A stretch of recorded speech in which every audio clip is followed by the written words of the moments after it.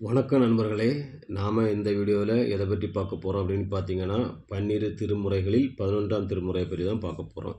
பாடியவர்கள் 12 பேர். 11ஆம் திருமுறைக்கு பிரபந்த மாலை என்ற பெயரும் உண்டு. இதில் மொத்தம் 40 பாடல்கள் உள்ளன. இதில் திரு ஆலவாய் உடையார் பாடிய நூல் ஒன்று திருமுக பாசுரம் என்ற பெயரில் காணப்படுது. காரைக்கால் அம்மையார் பாடிய நூல்கள் திருவாலங்காட்டு மூத்த திருப்பதிகம், இரட்டை மணிமாலை, அற்புத திருவந்தாதி. கல்லாளர் பாடிய நூல் ஒன்று திருக்கண்ணப்ப திருமரம்.